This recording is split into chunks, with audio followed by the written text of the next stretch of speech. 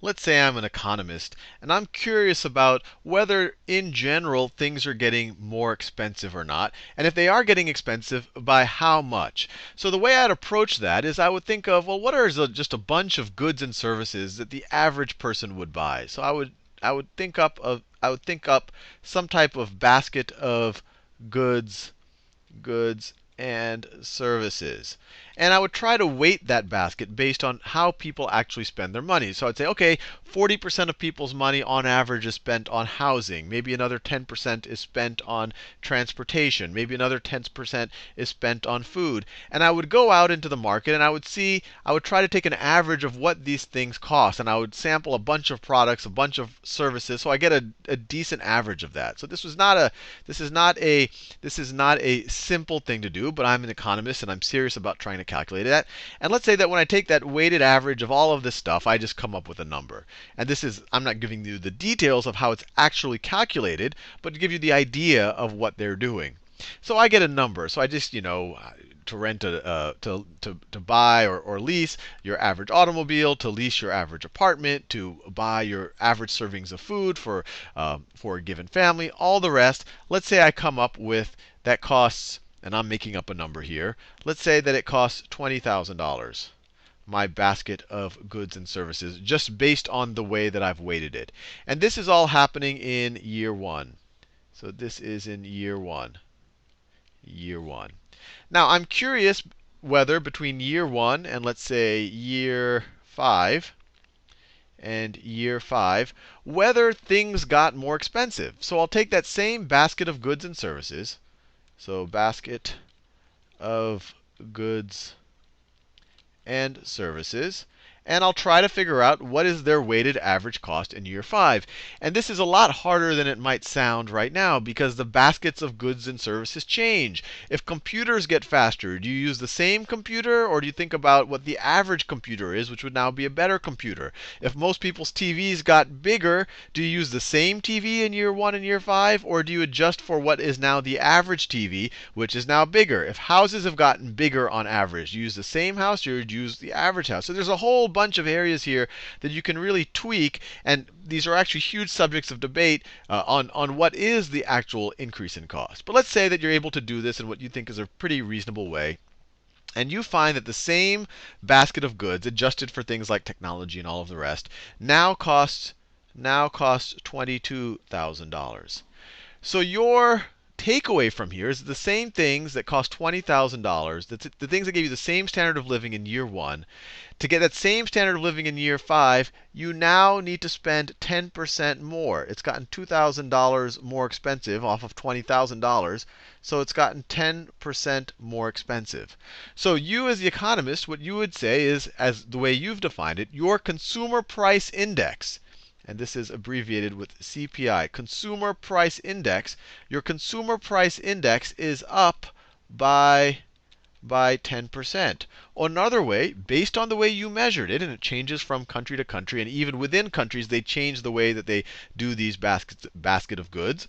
But by the way you've measured it, you would say that price inflation has, or you would say that the price inflation has been 10% between year 1 and year 5. Or in general, everything got 10% more expensive. Or you would need 10% more money to have the same standard of living. And in general, when people are just referring to inflation, so if you just see the word inflation being referred to, especially in modern times, they are referring to price inflation, this general increase in the price of goods and services measured by some type of basket of goods. There is another type of inflation, and that is monetary inflation. Monetary inflation, and they are related. Monetary inflation is inflation due purely to an increase of the money supply. So this is increase in money supply. And in general, if this increase in the money supply does outstrip kind of the productive capacity of the country, it could very well lead to price inflation. But in general, what people measure, and when they talk about inflation from one year to next, they're talking about this basket of goods. They're talking about price inflation. The other thing that you'll sometimes see, maybe in year 5, maybe in year 5, someone says, hey, I could sell you this house, so this is in year 5. I could sell you a house, and this house in year 5 is $660,000. Is $660,000.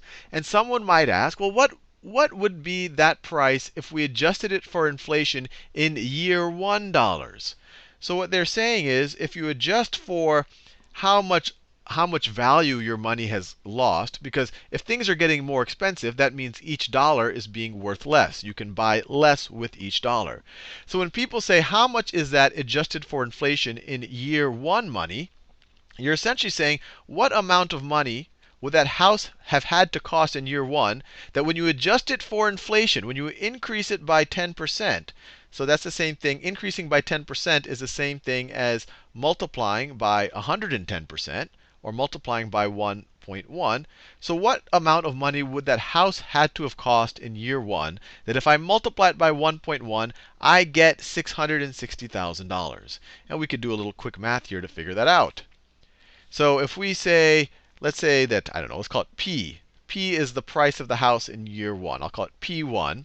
That times 1.1 is going to be equal to $660,000 when you factor in the 10% inflation over these years.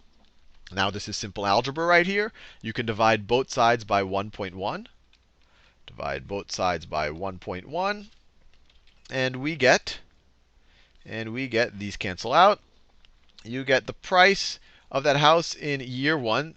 66 divided by 11 would be 6.